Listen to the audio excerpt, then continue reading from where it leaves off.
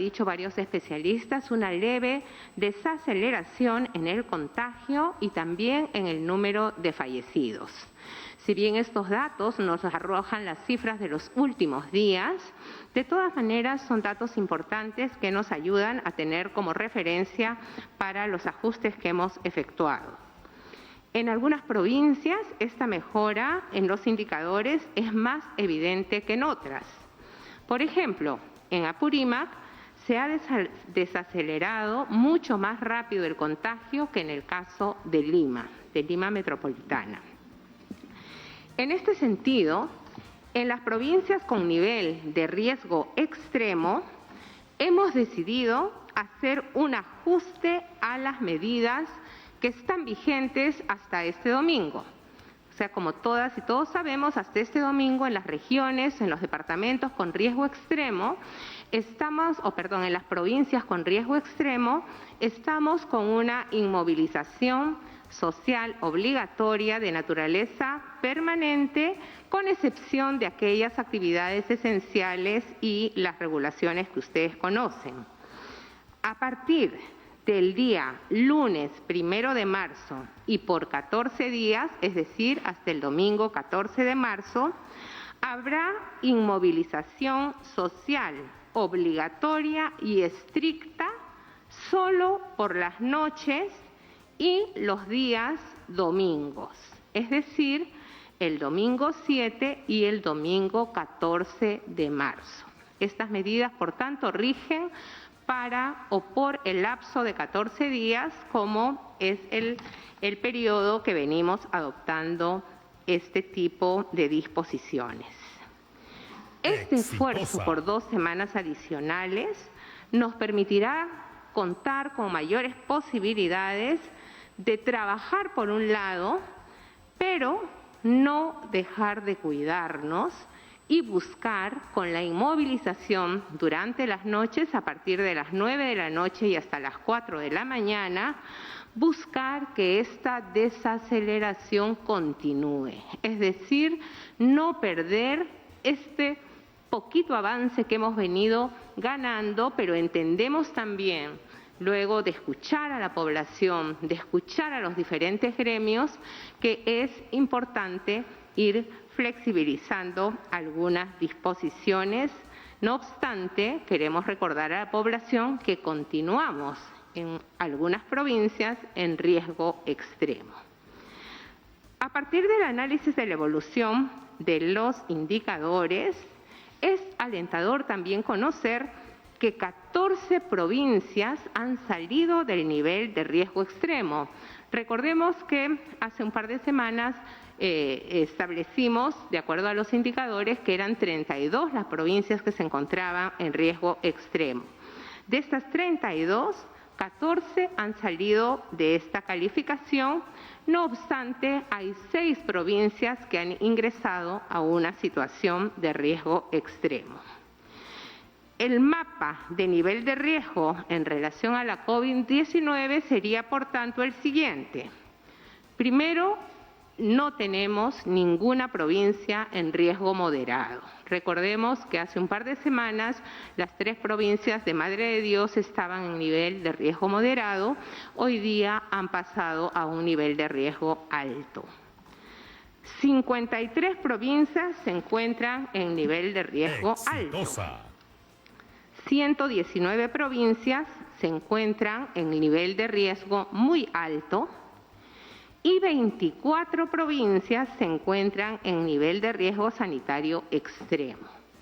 Hace un par de semanas eran 32, hoy día son 24.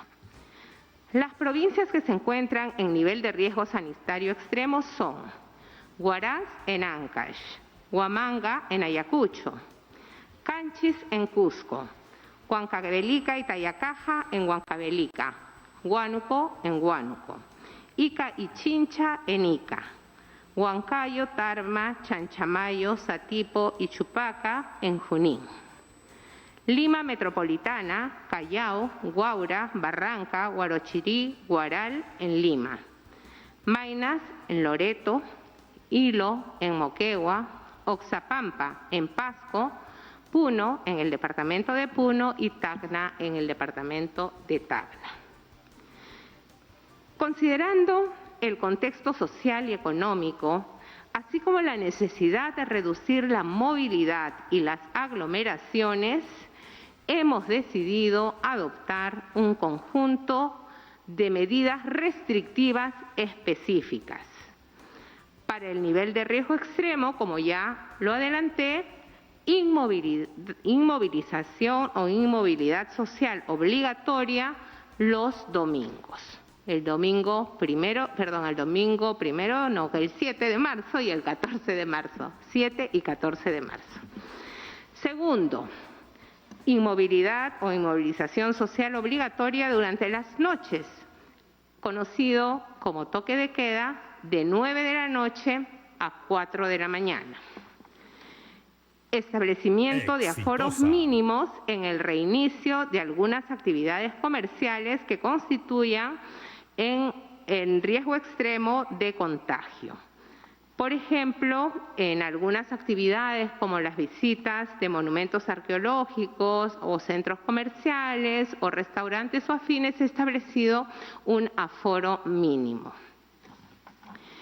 Estas medidas requieren que todas las personas nos comprometamos a cumplirlas, pero no solamente requiere de un compromiso individual, sino también de los propios negocios, de las propias empresas, en general, por supuesto, las autoridades públicas, las instituciones que tenemos que velar porque se cumplan las disposiciones adoptadas.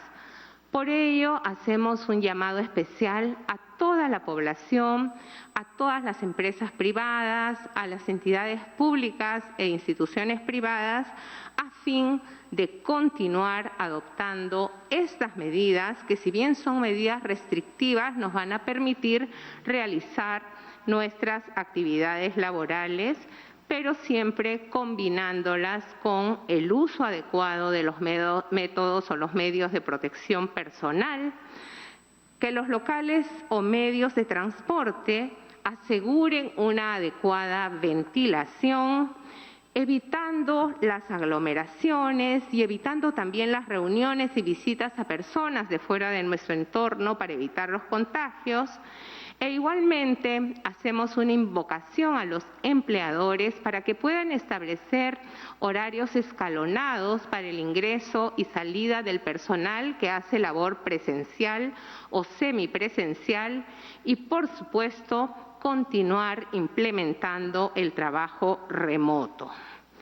Finalmente, queremos hacer una invocación a los alcaldes para continuar apoyando en la fiscalización de los aforos, que es parte de la función primordial que cumplen en la prevención de la pandemia, para lo cual van a contar con el apoyo de la Policía Nacional del Perú y de las Fuerzas Armadas.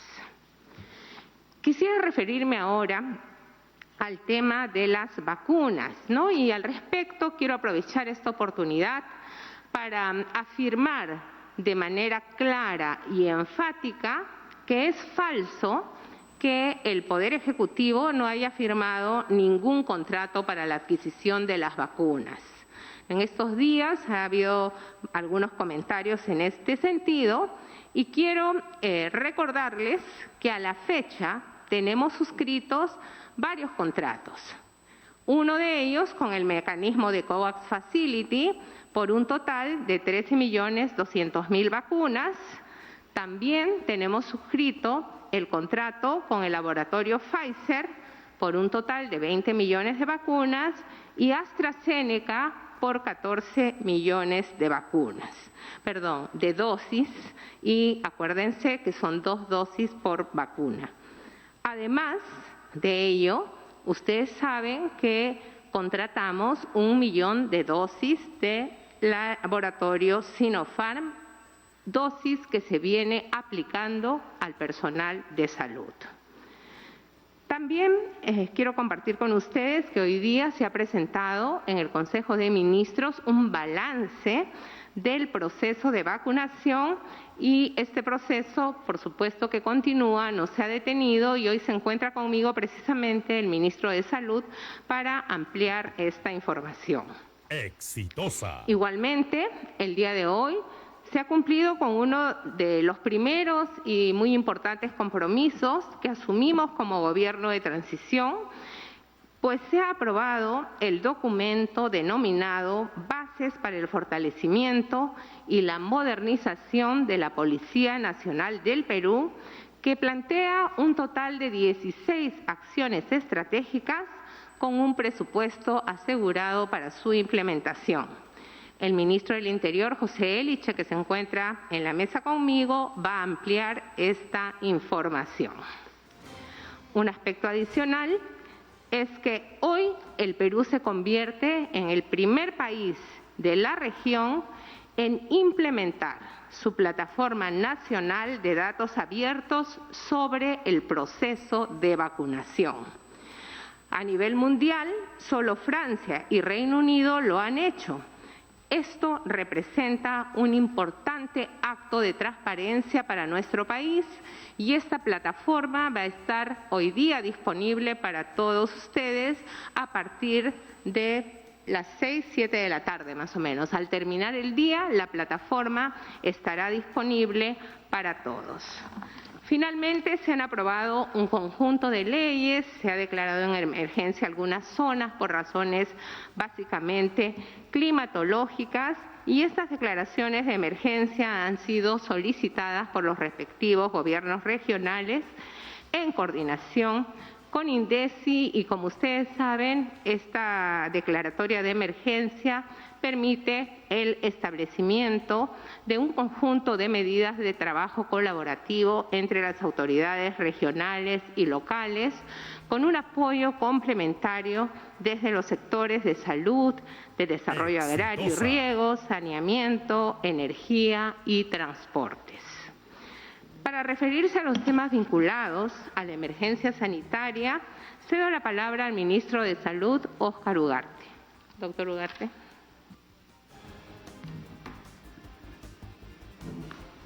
Muchas gracias, Premier.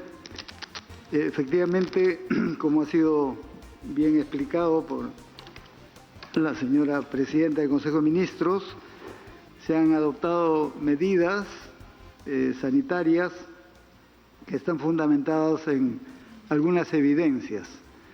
Y las principales evidencias que queremos resaltar es una tendencia a la reducción de nuevos casos. Esto se aprecia en todos los informes, tanto los informes oficiales del Ministerio de Salud, como también de distintos investigadores o centros de investigación que están haciendo seguimiento.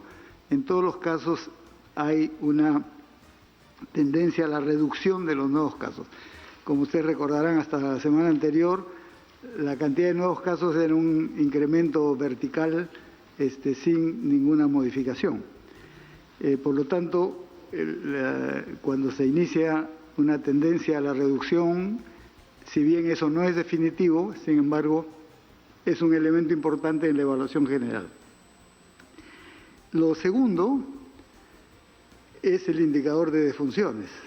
Y como también se informó y se conoce porque todos los medios informan permanentemente, hay una tendencia de crecimiento en la segunda ola que era casi vertical en las semanas anteriores, y lo que se encuentra claramente es una desaceleración de ese crecimiento. Debemos recordar, porque así fue también en la primera ola, que entre la reducción de casos y la reducción de defunciones siempre hay un espacio que son más o menos 2 a 3 semanas. Recordemos, en la primera ola, ustedes recordarán el caso 0 y luego otros casos que fueron familiares y personas cercanas, fue en la semana 10, la semana epidemiológica 10, que fue la primera semana de marzo. Las defunciones aparecieron en la semana 12, o sea, hay una diferencia porque obviamente son casos que primero son leves, felizmente la gran mayoría, como se sabe, 80%, luego cura, pero hay un porcentaje que pasa a moderado y un porcentaje menor que pasa a grave. esa evolución es más o menos 2 semanas, a veces 3, y por lo tanto el indicador de mortalidad viene con retraso respecto a la evolución de la enfermedad, de la pandemia. Y aquí lo que se está viendo es una desaceleración del crecimiento de las defunciones, y eso digamos, un indicador que está en relación con la tendencia a la reducción de los nuevos casos y que nos está configurando una nueva situación con relación a esta segunda ola. Pero un tercer elemento fundamental es que, sin embargo, tenemos todavía una situación crítica a nivel de los hospitales, tenemos una situación crítica en la demanda de oxígeno, en el uso de camas de UCI, y esto es notorio. Entonces, tenemos 3 factores. Uno, hay una tendencia a la reducción de nuevos casos, hay una desaceleración de defunciones, pero todavía tenemos efectos muy serios en la situación de las personas que están hospitalizándose o que están en una situación ya más grave que requieren UCI. Y es por eso que las medidas toman el conjunto de la situación. En primer lugar, hay que seguir protegiéndonos.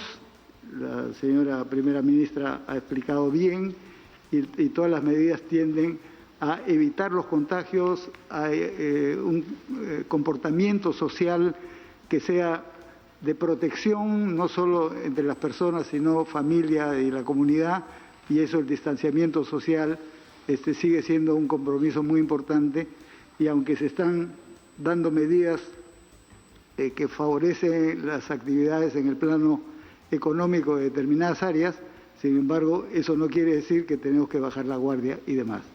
Respecto a las defunciones, obviamente, lo más importante es cómo reforzamos la atención a las personas para que no lleguen al extremo grave.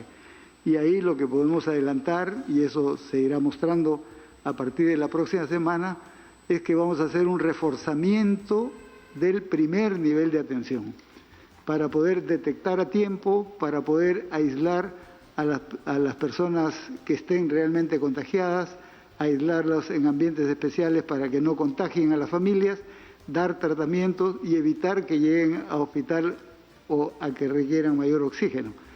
Pero también estamos en condiciones de anunciar que a partir del lunes están llegando las importaciones que se está haciendo de oxígeno desde Chile.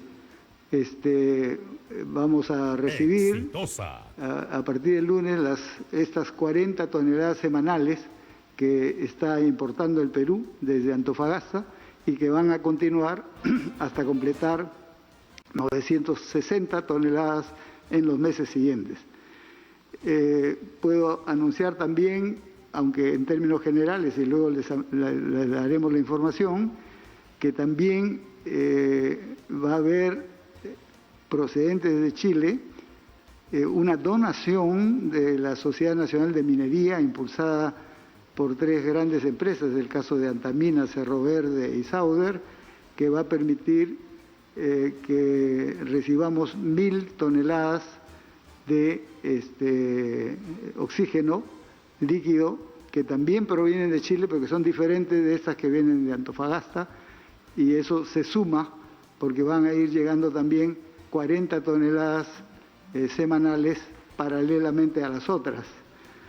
Y como fue informado ayer, se suscribió un convenio con presencia del señor Presidente de la República y los representantes de la empresa Sauder, un convenio en hilo para igualmente recepcionar 2.500 toneladas de oxígeno a partir de la próxima semana.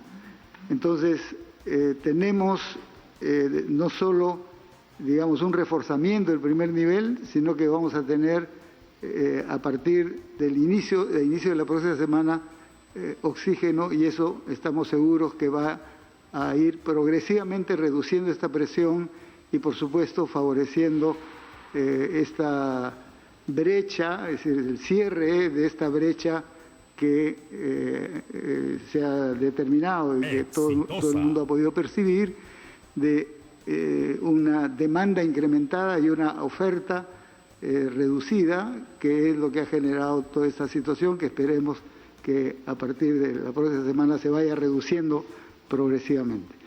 Entonces, lo que puedo decir de mi lado es lo que hemos señalado, cuáles son los elementos, digamos, objetivos en el análisis y perfectamente demostrables que llevan a tomar las determinaciones que se han hecho, pero además el reforzamiento de las medidas de atención, cuidados y protección desde el primer nivel, pero también en los niveles hospitalarios y el abastecimiento de oxígeno, que en los próximos días van ustedes a comprobar y donde informaremos ya con más detalle la distribución de ese oxígeno. Gracias. Muchas gracias, ministro. A continuación, el ministro del Interior, José Eliche, va a compartir con todos nosotros los mensajes principales de este documento de bases para el fortalecimiento y la modernización de la Policía Nacional. Ministro. Exitosa.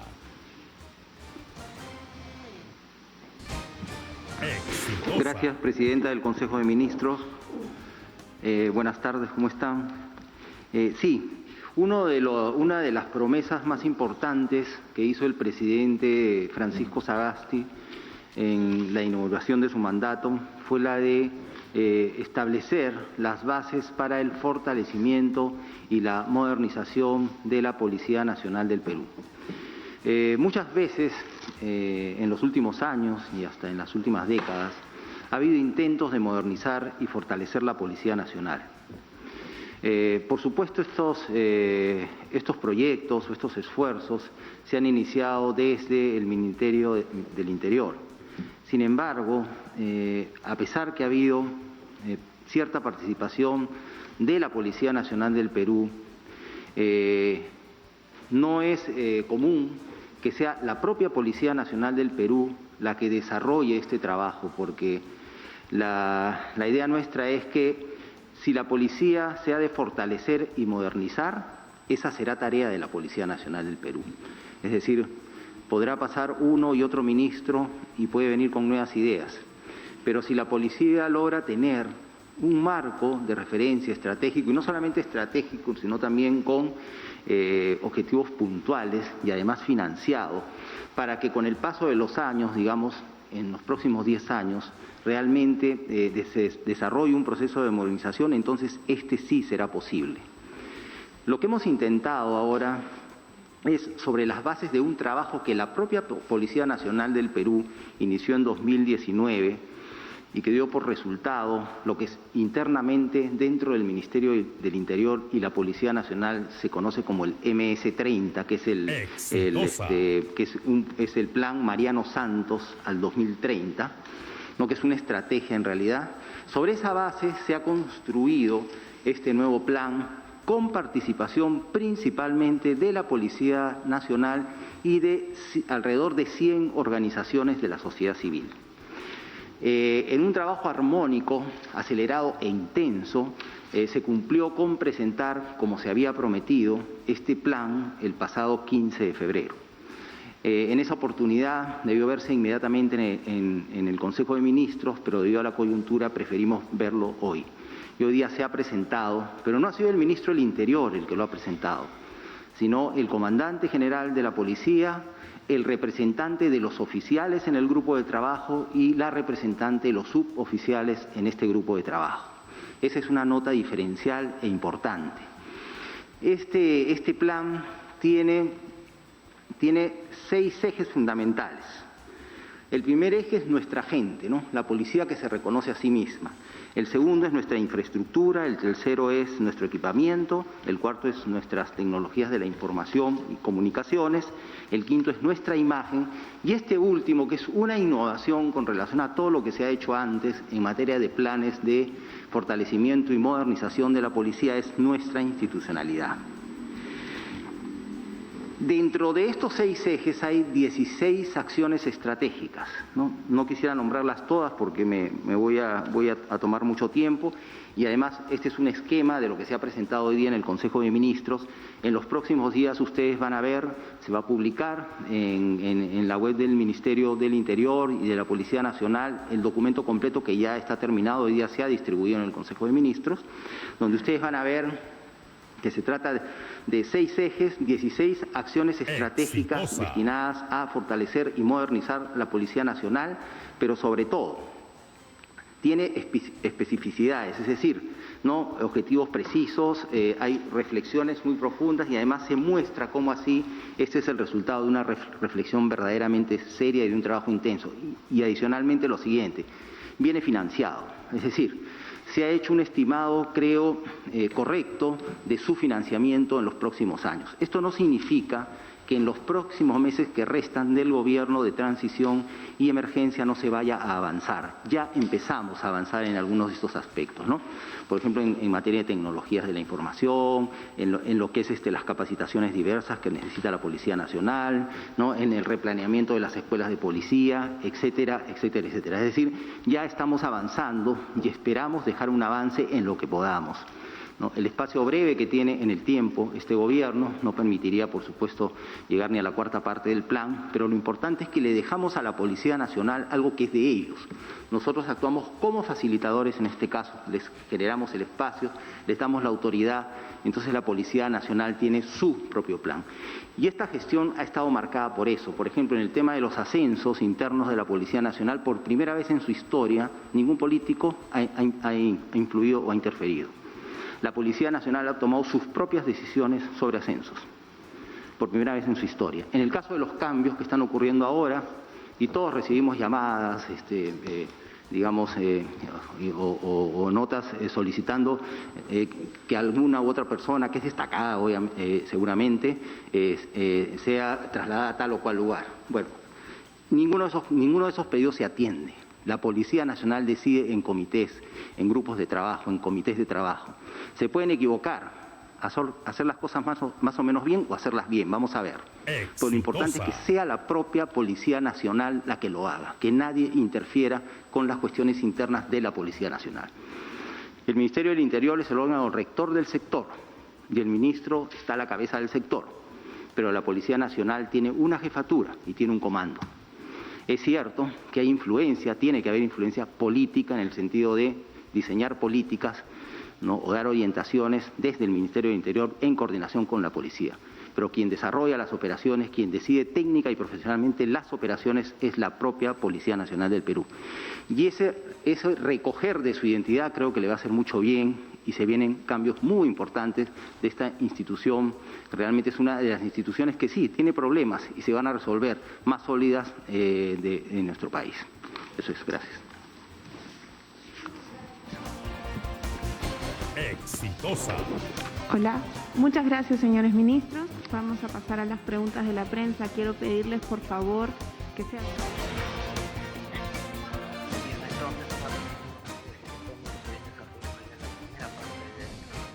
Que se viene brindando en la presidencia del Consejo de Ministros. Como ha mencionado ya, entre los más importantes es que a partir del 1 de marzo, por 14 días, solo habrá inmovilización social obligatoria los domingos y por las noches, como lo ha señalado, de la noche a 4 de la mañana. Ha señalado también la cantidad de provincias que se encuentran en los distintos niveles: 53 provincias en nivel alto, 119 provincias en nivel muy alto y 24 provincias en nivel extremo, lo cual en este caso está incluido dentro de ellos Lima y Callao, que señala también que con esta liberación, vamos a decir de esta forma, se está dando reinicio a un aforo mínimo de algunos negocios. Vamos a continuar con la conferencia de prensa. Este tipo de concentrados de oxígeno. Exitosa. Y también la misma pregunta sobre el sector privado. ¿Puede traer vacunas al país? Eso sería bueno aclararlo para la ciudadanía. Y respecto al oxígeno, ministro, también hay un problema dentro de la Universidad Nacional de Ingeniería y hoy estamos dependiendo de países vecinos para traer oxígeno al Perú. ¿Por qué no se resuelve la capacidad de la universidad, desde la UNI, que se tenía planificado una distribución de sistemas de oxígeno a nivel nacional, si mal no tengo entendido. Y una última cuestión final, ministra, es sobre el sector privado. Las MIPES están pidiendo una salvaguarda a las importaciones porque viene afectando la economía nacional y se pide, por ejemplo, a la importación de prendas desde la China. El último registro, por ejemplo, en el sector textil se tiene que ha caído el sector textil en 35.9%, mientras la importación de prendas ha crecido en 54.3%. Eso puede marcar cierta diferencia en el marco de la reactivación económica. Muchas gracias. Sí, muchas gracias por las preguntas. La diferencia entre las medidas para situaciones de riesgo extremo, las medidas que hemos venido aplicando, por ejemplo, en Lima, y que se van a aplicar hasta el 28 de febrero, ¿no? Es una suerte de cuarentena que denominamos diferente. ¿Qué quiere decir? Que en principio todas las personas actualmente nos quedamos en casa y salvo aquellas actividades que se han denominado como servicios esenciales están operando. A partir del 1 de marzo y por 14 días, acuérdense que estamos evaluando permanentemente cómo va la tasa de contagios, la tasa de fallecimientos, etcétera. Entonces, a partir del 1 de marzo y por 14 días, ya no hay cuarentena, para ser más clara. Pero sí hay inmovilización social obligatoria, lo que se conoce como toque de queda, entre 9 de la noche y 4 de la mañana. Y le hemos puesto estricta porque no queremos, o sea, como vamos a estar en el día circulando, queremos conservar un número de horas al menos sin circulación de las personas. Y esta inmovilización social estricta también será el día domingo.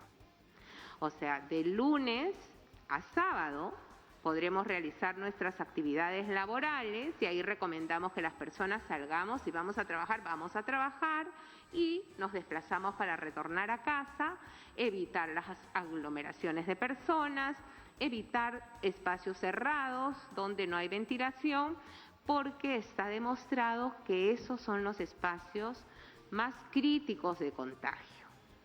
Entonces, como no queremos perder el camino recorrido, no queremos perder esta ligera desaceleración que nos ha narrado muy bien el ministro de Salud, tenemos que adoptar estas medidas de una naturaleza más estricta para que las personas no nos movilicemos durante periodos que en principio nos ayudan a evitar la interacción, la formación de grupos humanos y con ello el contagio. ¿Ok? Ministro, si usted puede responder las otras preguntas vinculadas a salud.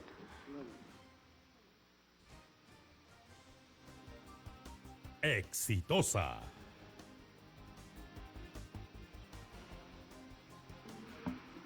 Sobre la pregunta referida a los concentradores de oxígeno, que efectivamente Exitosa. El congresista Dieter Columbus dio unas declaraciones hoy en la mañana que yo aclaré en la brevedad del tiempo que se podía, pero que paso a explicar con detalle. Porque la versión que le ha llegado al congresista es una información absolutamente parcial y completo la información para que lo entiendan todos. De acuerdo a la ley de medicamentos que rige desde el año 2009 y su reglamento del 2011, para importar dispositivos médicos, así como para importar medicamentos, se necesita obviamente un registro. Es decir, en DIGEMIT tienen que registrarse las empresas que se especializan en esa función, porque tienen que tener determinadas características. Pero en condiciones de excepción, en condiciones de emergencia, ese requisito se flexibiliza y se permite también a otras empresas que no están registradas para ese fin importar, ¿ok? Pero igual tienen que notificar a DIGEMIT y estar registradas por DIGEMIT, porque sí tiene que haber un registro de lo que se importa, porque si son concentradores de oxígeno tienen que tener determinadas condiciones de calidad, etcétera, que DIGEMIT, como órgano regulador del Estado en el campo de los medicamentos y dispositivos médicos, tiene que registrar. Pero la ley también dice que si estas reglas, que son las reglas del mercado, ¿no es cierto?, empresas que se especializan, que se inscriben, que importan y que venden, si en esas condiciones, o pese a esas condiciones, no hay suficiente abastecimiento, incluso las personas pueden hacerlo por excepción. Es decir, personas que necesitan, no para efectos de negocio, sino para uso personal directo. Eso está en la ley y sirve, les pongo un ejemplo. Hay productos oncológicos que de repente no están en el país, no circulan, no están inscritos. Pero algún colega médico sabe que eso está registrado en otro país, entonces él prescribe ese medicamento. La persona o la familia interesada puede traer ese medicamento, no para negocio, ¿no es cierto?, es para uso. El registro, la inscripción de la importación, nomás para efectos de registro, requiere la receta médica, porque si no uno podría estar trayendo por fuera de registro para negocio, ¿no es cierto? Entonces, así como ahora se ve todos los días para el uso de los balones de oxígeno y la venta de los balones de oxígeno, para evitar la especulación, la receta médica de que la persona tal requiere oxígeno, igualito se pide para que la persona tal requiere tal medicamento y en este caso requiere el concentrador de oxígeno. Esto que les estoy diciendo se lo voy a decir en números para que vean ustedes la realidad. Por certificados de registro sanitario, o sea, empresas que se dedican permanentemente a este fin, hay 14 registros en el país. Certificados de registro que se han ampliado en esta última etapa, 170, que son todas las empresas que están vendiendo concentradores de oxígeno.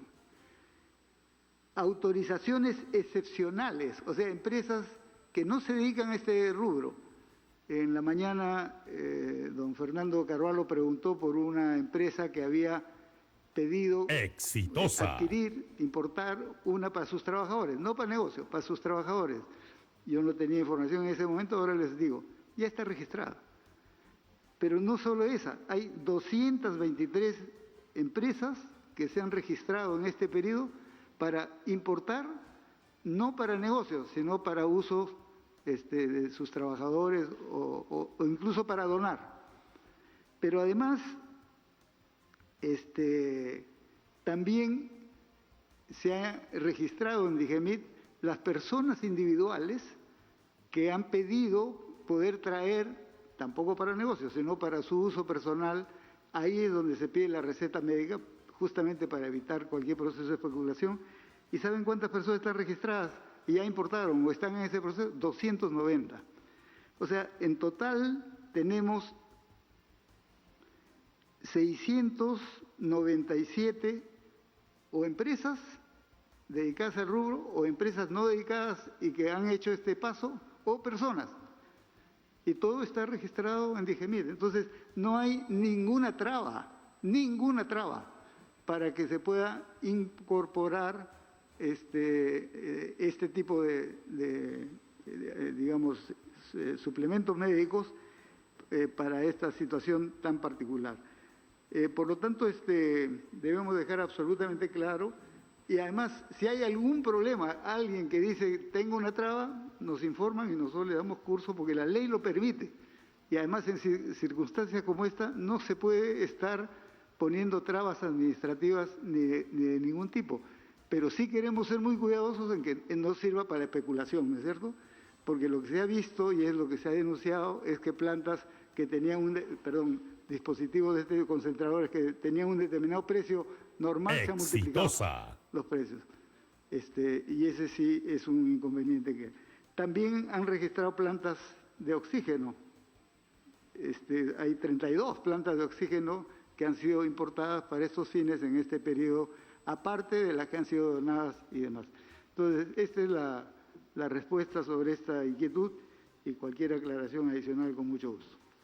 Muchas gracias, ministros. Vamos a la siguiente pregunta, que es... Bien, entonces, parte de la respuesta del ministro de Salud, Óscar Ugarte, con respecto a los concentradores de oxígeno y la importación que se estaría dando en estos días. De todas formas, en este caso ha señalado que no se va a poner ninguna barrera administrativa con respecto a la importación, no solo de empresas que sean especializadas en esta materia, sino para cualquier tipo frente a la situación en la que nos encontramos. Continuamos con la conferencia de prensa.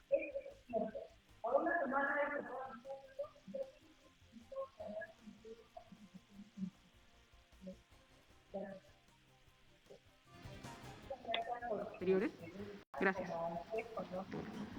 Muchas gracias por su pregunta. Como ustedes conocen, inmediatamente conocidos los hechos, se dispuso la creación de una comisión investigadora que está bajo el Ministerio de Salud, pero ellos están analizando todo el problema en general. Precisamente el día de mañana se cumplen los 10 días en el que nos deben dar un reporte. Estoy segura que muchas de las interrogantes, si no todas, que nos ha formulado, debe presentarse en dicho informe.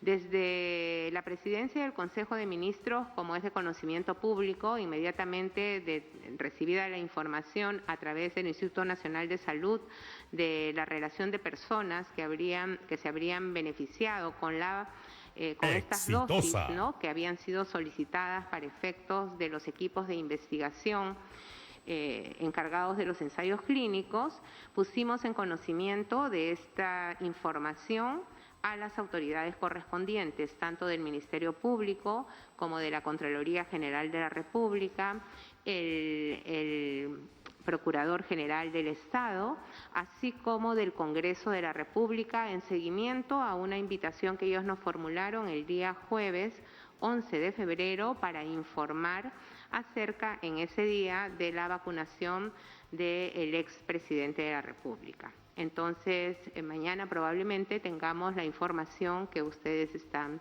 esperando y nosotros también, porque como bien ha señalado el presidente Sagasti, este gobierno de transición y emergencia no va a parar hasta que se conozca toda la verdad sobre lo sucedido y eventualmente se sancionen a los responsables, que se individualicen. Gracias. Bien, entonces continúa en la conferencia de prensa. En este caso, la primera ministra Violeta Bermúdez acaba de señalar de este informe que se estaría realizando y que mañana se estaría entregando ya a sus manos para poder aclarar ciertos temas con respecto a las personas que se habrían visto beneficiadas con el lote extra de vacunas de la farmacéutica Sinopharm. Vamos a continuar con la conferencia de prensa. Encubiertos van a enquistarse, por así decirlo, y van a investigar esto, porque hasta ahora hemos visto solo agentes de las comisarías, que tratan de ordenar las colas, pero tal vez se necesita la inteligencia operativa de la policía por estas eventuales mafias, corroborarlas. Respecto al MINSA, para el ministro Ugarte, ¿cuál es la real meta? Dijo hace un momento que son 32 plantas de oxígeno que las va a importar, ¿no? Incluso de oxígeno de Chile y de oxígeno de mineras que van a importarse. ¿Cuál es la meta en el gobierno antes de julio respecto a los hospitales y las plantas de oxígeno? Es decir, el total de hospitales, el 100%, tendría que tener el oxígeno para julio o en estos meses, o tal vez solo la mitad, ¿no? Esta pregunta creo que es apremiante porque muchas familias cuyos familiares están muriendo esperan la celeridad del gobierno, ¿no? ¿Cuántas plantas se va a traer en total, si los hospitales van a tener plantas? Y por último, una tercera, muchos candidatos presidenciales estos días le están pidiendo al gobierno que se transparenten y que se den a conocer todos los contratos de las vacunas. Sinopharm y todos eventualmente. Bueno, ¿el gobierno va a dar a conocer estos contratos para la población o se va a mantener una política de dejar en secreto estos contratos? Esas son las tres preguntas. Gracias. Antes de darle la palabra al ministro del Interior, empezaré por la última pregunta. Hemos informado que los contratos para la adquisición de estas vacunas de emergencia tienen una cláusula de confidencialidad que se enmarca dentro de lo que se conoce como el secreto comercial. Pero estas cláusulas de confidencialidad tienen una vigencia. Cuando termine la vigencia de estas cláusulas, se darán a conocer los contratos a través de las páginas web del Poder Ejecutivo y cualquier otra vía de transparencia. Entonces, esa es la respuesta. No es que nosotros no queremos dar a conocer los contratos en este momento. Lo que pasa es que estos contratos tienen esa cláusula de confidencialidad que tiene que respetarse. Y eso no solamente es para el Perú, pueden averiguar, y esto es los contratos de los laboratorios por tratarse de vacunas de emergencia, reitero, de un bien escaso y que además hay muchos procesos de negociación en simultáneo, por eso contienen estas cláusulas. Pueden consultar en cualquier otro país del mundo y es lo mismo. No es algo que nosotros estemos limitando, pero reitero, tienen un periodo de vigencia, luego del cual, y esto se enmarca dentro de la ley de transparencia, es una excepción. Terminado el periodo de vigencia, serán dados a conocer como corresponde. Dependiendo del tipo de contrato, ¿no? Pueden ser entre 5 o 10 años, dependiendo del tipo de contrato, pueden darse, pero también dependiendo de que las partes liberen. Las cláusulas son acuerdo entre las partes, ¿no? Si en determinado momento, yo creo que a modo que haya más vacunas disponibles, eso opino como abogada, pienso que a modo que el mercado de las vacunas sea más amplio, que ya no haya toda esta, en realidad, competencia por adquisición de vacunas, porque no es que las vacunas están sobrando en el mundo, todos podemos ver, si seguimos la información internacional, la literatura internacional, nos podemos ver que estamos hablando de un bien escaso, muy valorado por la situación de pandemia mundial. Pero cuando esto se equilibre y haya una mayor producción, probablemente las partes ya van a flexibilizar no solamente este tipo de cláusulas, sino otras. Y además acordémonos, no olvidemos nunca que estamos hablando de una vacuna de emergencia. Gracias. Adelante. ¿Qué les parece si seguimos el orden? Vamos el orden. Muchas gracias. El ministro tenía que responder una pregunta. Gracias. Sí, claro.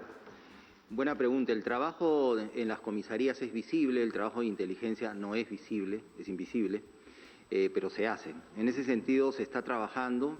No puedo darles por ahora los detalles, pero en los próximos días tengan la seguridad que tendrán noticias. Gracias. Es el turno de Jorge. Exitosa.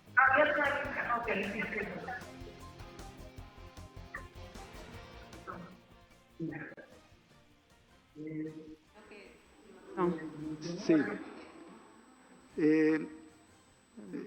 Mencioné hace un momento que estamos en espera, en los próximos días empiezan a llegar toneladas de oxígeno, que son parte de ellas importación, compra por parte del Estado, que son 960 toneladas, que son las primeras que van a llegar.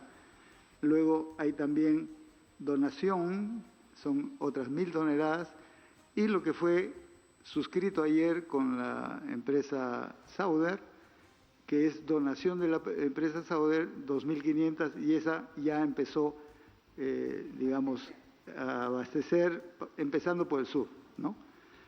Pero esa es una estrategia para oxígeno. Una segunda estrategia, que es conocida, porque está desde el año pasado, durante la primera ola, es plantas de oxígeno.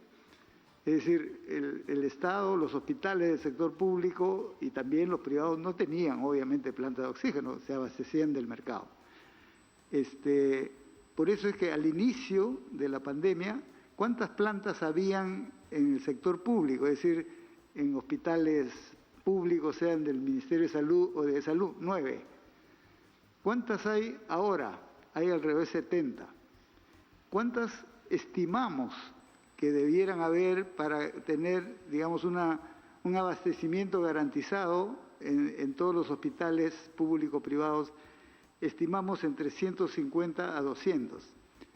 Pero, ¿por qué no les digo una cifra exacta? Porque eso es relativo, porque las plantas pueden ser, se mide por su capacidad de producción de oxígeno, ¿no? Entonces, las más pequeñas, aunque hay un poco más pequeñas, pero digamos, las más pequeñas son 10 metros cúbicos por hora, así se mide.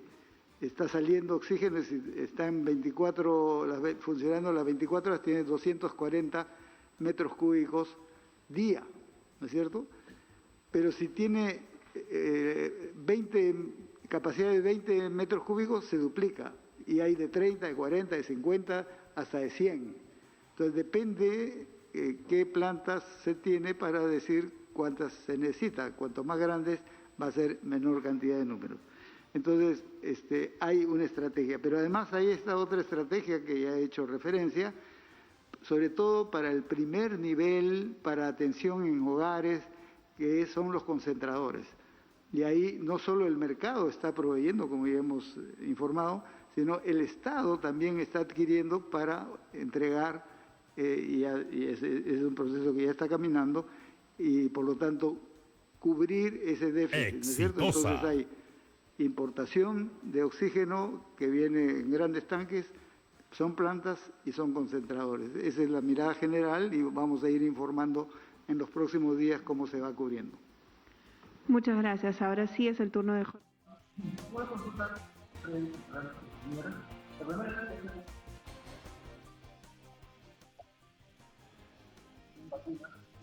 Que ha sido revelada por un diario acerca de 861 vacunas de Sinopharm que no se pueden utilizar en medio de esta investigación por el caso VacunaGate. Específicamente son 803 dosis que permanecen inmovilizadas en los almacenes de esta casa de estudios, es decir, la Universidad Cayetano Heredia, y 58 en la Universidad de San Marcos. Es decir, serían 861 vacunas de Sinopharm que permanecen en manos del fiscal Carrasco, pero que podrían ser, por ejemplo, utilizadas para el personal de la primera línea de atención que lo está esperando. Y otra consulta está relacionada a lo que ya ha empezado como una especie de debate. El mismo ministro de Salud ya había contestado el día lunes acerca de que las empresas o los privados puedan adquirir las vacunas, es decir, importarlas, y de esa manera empezar con un proceso de vacunación en su personal y en las familias de su personal.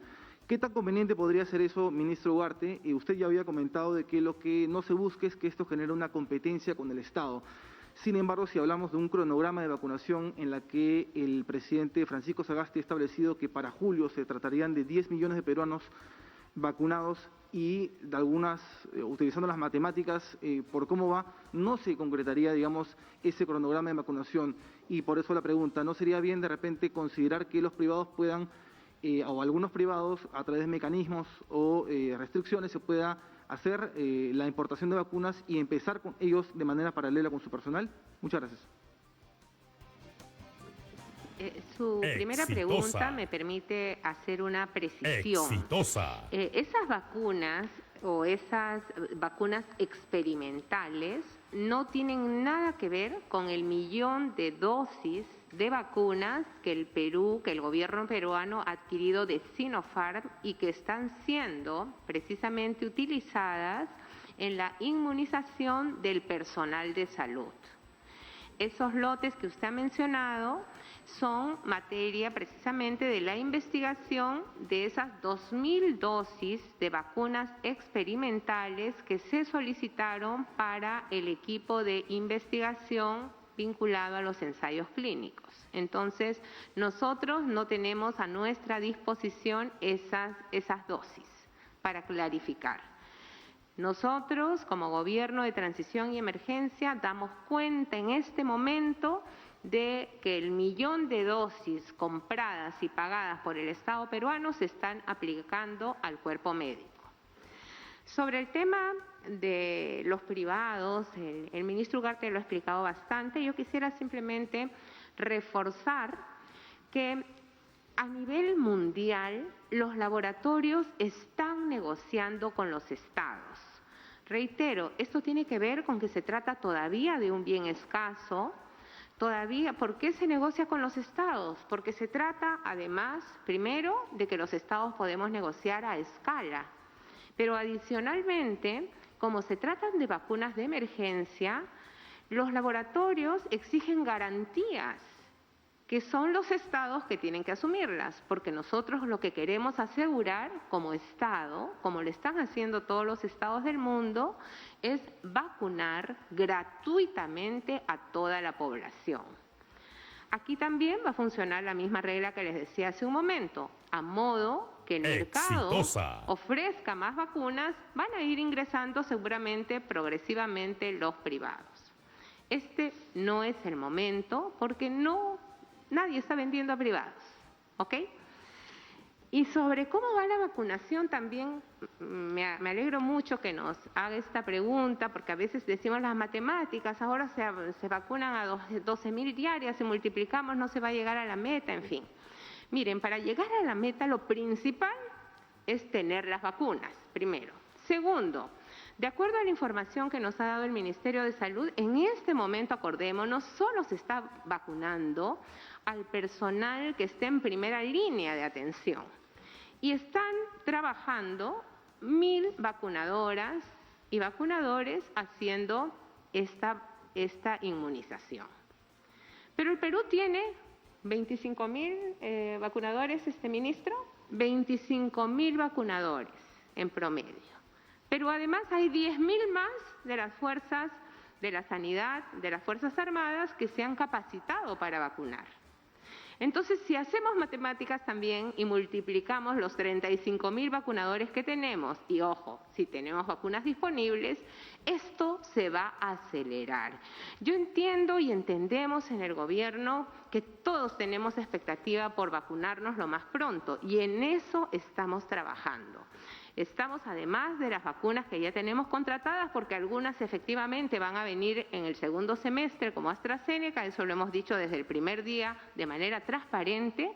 El canciller y el ministro de Salud, los equipos correspondientes, continúan negociando con otros laboratorios para poder concretar también la adquisición de más vacunas. Sobre todo lo que estamos viendo es quién nos puede dar las vacunas lo más pronto posible para poder lograr la meta que ha planteado el presidente.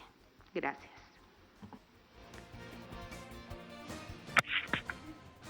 Listo. Bueno, vamos con la última pregunta. Sí. Listo. Bueno, vamos con la última pregunta entonces. Continuando con el tema que usted... Ministro, buenas tardes. Continuando con el tema que usted ha venido conversando, si bien es cierto hay una meta que ya estableció el gobierno, el gobierno del presidente Francisco Sagasti, sin embargo puede haber vacunadores, pero si no hay vacunas, si no llegan al Perú, esto matemáticamente también va a ser imposible. ¿Hay un calendario en este caso que ustedes puedan establecer respecto a la llegada de, vamos a decir, un tercer lote de vacunas de repente, porque ya ha señalado que hay contratos firmados a través del mecanismo COVAX Facility también que ha señalado, pero ¿cuándo estarían llegando más vacunas al país? Y si ustedes ya tienen planificado de repente una llegada específica de una fecha que se puede decir, y en base a esto de repente también sacar un nuevo cálculo con respecto a lo que ustedes mencionan. Y continuando también con el tema del oxígeno, hasta julio, ¿cuántas plantas de oxígeno se piensan establecer? Porque si bien es cierto, puede llegar de Chile, puede permitir que se importe generadores de oxígeno, pero hay un déficit de más de 100 toneladas a diario de oxígeno que ustedes mismos han mencionado, y si hacemos cálculos también con respecto a lo que va a llegar y a lo que genera, en este caso, estos aparatos de oxígeno, pues no se llega a la cuota diaria. ¿Cuántas plantas de oxígeno en específico se van a instalar hasta la fecha de julio, bueno, que termina en este caso la gestión del presidente Francisco Sagasti? Gracias. Sobre el tema de la meta, como toda meta, es una meta aspiracional. Es algo que nos hemos planteado. ¿Y para qué nos planteamos las metas cuando hacemos planificación? Para hacer todo lo necesario para cumplirla. Y ahí hay dos opciones: o superamos la meta, ojalá sea así, y creo que ahí tenemos que poner todos el esfuerzo para hacerlo, o de repente tenemos algunas dificultades. Ya tenemos los contratos que he mencionado. De estos, hay algunos que ya nos han confirmado que empezarían a enviar lotes a partir de marzo, como el caso de Pfizer y la vacuna Pfizer bajo COVAX Facility. No tenemos el día exacto y por eso no se los damos. Y porque ya hemos aprendido, recordarán que yo fui quien dio una fecha, nunca olvidaré que dije el 9 de febrero, finalmente llegaron el 7, pero igual me cayó golpe por el hecho de haber dicho una fecha que no se cumplió. Entonces, desde esa experiencia... Y desde esa experiencia vamos a dar fecha cuando estén en el avión. Entonces les decimos, ya, van a llegar en marzo. Cuando ya estén despegando las vacunas para Perú, les diremos, van a llegar pasado mañana, como hemos hecho en las dos últimas oportunidades, y creo que ninguno de nosotros se ha sentido frustrado, sino por el contrario, hemos generado una expectativa controlada. Entonces, vamos a tener vacunas a partir de marzo, sí, y ya tenemos un cronograma por mes, pero no todavía por día, y tan pronto lo tengamos por día, lo pondremos a disposición para que toda la ciudadanía también vaya haciendo un monitoreo de cuándo le corresponde la vacunación de acuerdo a las prioridades que están publicadas. Exitosa. Hay una idea que quisiera que quede clara, porque la doctora Mazzetti en determinado momento dijo que había una brecha de 110 toneladas día, ¿no es cierto?, de oxígeno. Pero la brecha depende de dos factores: de cuánto crece la demanda, es decir, una cosa es que tengamos una cantidad de enfermos, digamos, como 500 diarios o 1000 diarios, y otra cosa es que tengamos 100, ¿no es cierto? Y depende también, para cerrar la brecha, de la oferta. Y ahí es la pregunta: ¿cuántas plantas, cuántas toneladas, qué sé yo, se puede importar? Entonces, pero no es una cantidad fija, es lo que quiero transmitirles. Y nosotros estamos trabajando en los dos niveles. Todas las medidas de contención que se están haciendo y lo que se está observando, por ejemplo, en esta reducción, la tendencia a la reducción de casos y también espaciamiento en la cantidad de fallecidos, su efecto concreto es que se reduce la demanda de oxígeno. Por lo tanto, ya no es la misma de hace 15 días. Pero por otro lado, y eso es clarísimo, tenemos que incrementar la demanda. Y esa demanda vamos a seguirla incrementando hasta que esa brecha desaparezca. ¿Cuánto va a ser eso? Va a depender de los dos factores, ¿no es cierto? Y va a depender, digamos, el tiempo, en qué momento se llega, va a depender de cuánto estamos influyendo en el curso general de la pandemia. Si nos quedamos cruzados de brazos, eso se va a prolongar.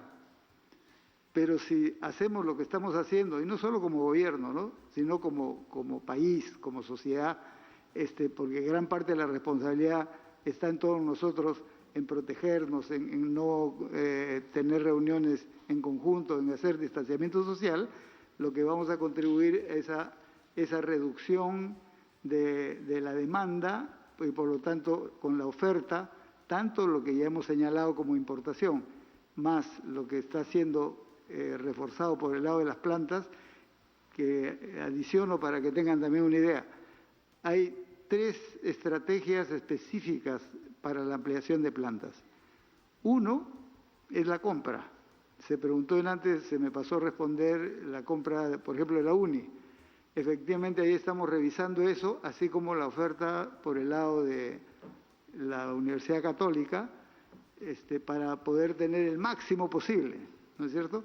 En segundo lugar, es las donaciones, que siguen llegando a través de Respira Perú y a través de diversas iniciativas privadas que están muy activas y muy solidarias. La semana pasada hemos inaugurado, por ejemplo, 2 plantas que donó Respira Perú para el Hospital Loaiza, y eso abastece para 40 camas con oxígeno a las 24 horas. Y así están llegando. Pero además hay otra línea de trabajo, porque muchas de las plantas que se instalaron el año pasado están requiriendo mantenimiento. Y esa es otra estrategia de habilitación de plantas. El Estado nunca ha manejado pues plantas de oxígeno, ¿no es cierto? Y esta es parte de nuestra tarea para que haya una capacidad operativa la más amplia posible. Entonces, lo que quiero es transmitirles esto, que el determinar cuántas plantas o cuántas toneladas de oxígeno depende de que no crezca la demanda, sino que al contrario se reduzca y que ampliemos la capacidad de producción o de importación, que es lo que estamos haciendo desde el otro lado. Muchas gracias.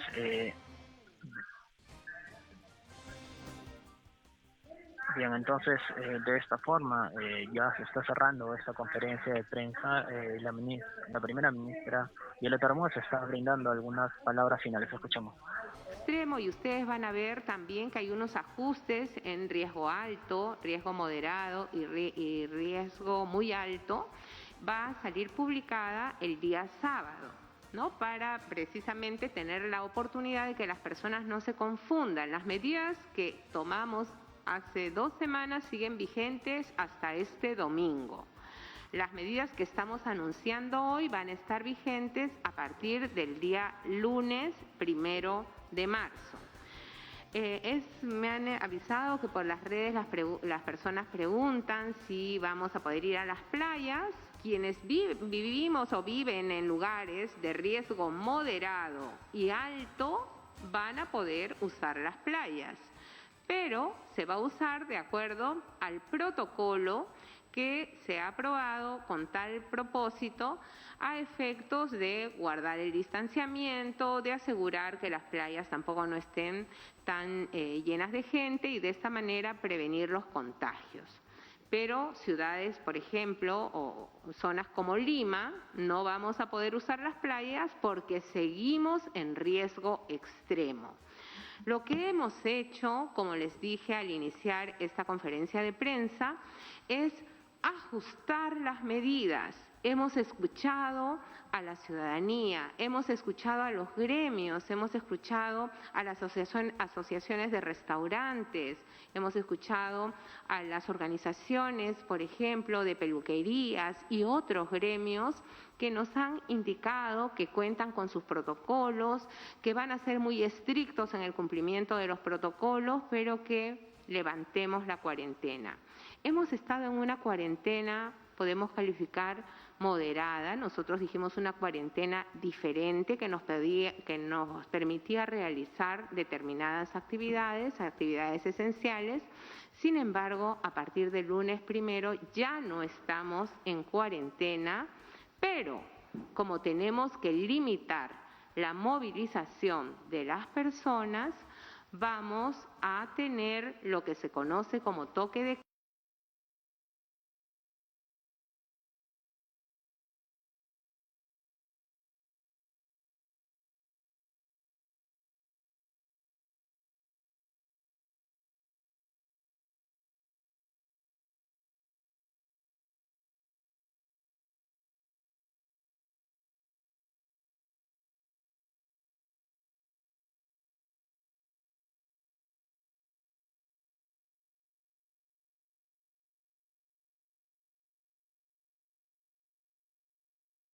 salud e ir manteniendo estos indicadores que, como bien ha señalado el doctor Ugarte, están desacelerándose, pero todavía ni siquiera podemos hablar de una meseta o una tendencia decisiva que nos diga que hemos salido de esta segunda ola. El mensaje, por favor, es seguirnos cuidando.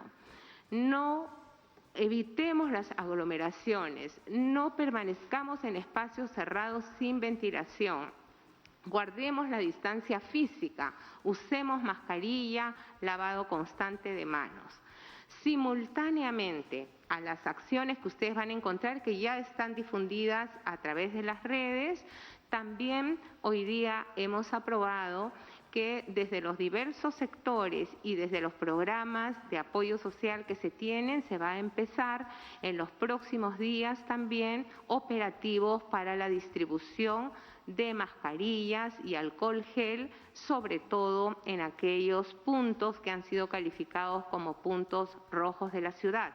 Estamos trabajando de la mano con la Municipalidad Metropolitana de Lima para que el día lunes que se reanudan las actividades podamos tener un mejor control de las áreas donde se producen aglomeraciones. Por ejemplo, los trabajadores y trabajadoras de Gamarra están ávidos de reiniciar sus labores, obviamente porque la situación económica no da para más, pero tenemos que hacerlo de forma ordenada para no tener que volver a una cuarentena. El gobierno actual no quiere cuarentenas, pero tampoco queremos seguirnos contagiando.